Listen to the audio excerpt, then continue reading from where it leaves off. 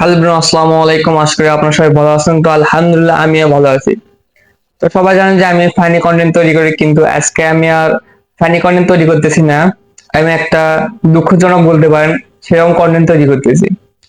কারণ আপনারা সবাই জানেন যে এখন টিকটকের যা অবস্থা, ছোট বড় হওয়া শিশুকে নিয়েও তারা টিকটক ভিডিও তৈরি করে। তো কিছুদিন আগে আপনার স্ক্রিনে যে ভিডিওটা দেখতে পাচ্ছেন, তাকে আপনার হয়তো চেনেন, অনেকে চেনেন না। আমিও চিনি না। কয়েকদিন আগে আমি এই ভিডিওটা দেখলাম। তারা ছোট্ট শিশু জন্মের পর তাকে মানে প্রতিদিন টিকটক করতো, তার চেহারা এরকম মানে ঢেকে রাখতো। তেমন সে মারা গিয়েছে।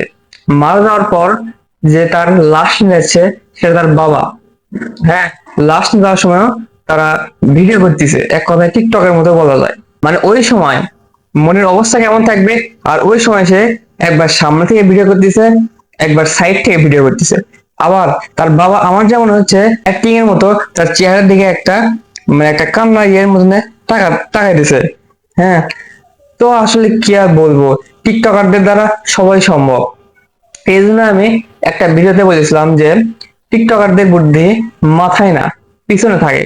সব টিকটকারদের না, কিছু কিছু টিকটকারদের। তাহলে মরা বাচ্চাকে নিয়ে ওরা টিকটক করে। এখন যারা দেখবেন 2 থেকে 3 বছরের বাচ্চা, তাদেরকে তারা টিকটক শেখাইতেছে, নাচা শেখাইতেছে। দেশে এমন একটা অবস্থা হয়ে গেছে টিকটক দিয়ে, যা বলার বাইরে। এগুলো ভিডিও করে আবার তারা ব্যাকগ্রাউন্ড মিউজিক লাগায়, স্যাড মিউজিক লাগে, সেগুলো আবার আপলোড দেয়। মানে যাই হোক, যে পরিস্থিতি আসুক, তাদের টিকটক ভিডিও বানাতেই হবে, এমন একটা পরিস্থিতি এসে পড়ছে। ঠিক আছে, আজকে ভিডিও এই পর্যন্তই। সবাই ভালো থাকবেন, সুস্থ থাকবেন। আসসালামু আলাইকুম।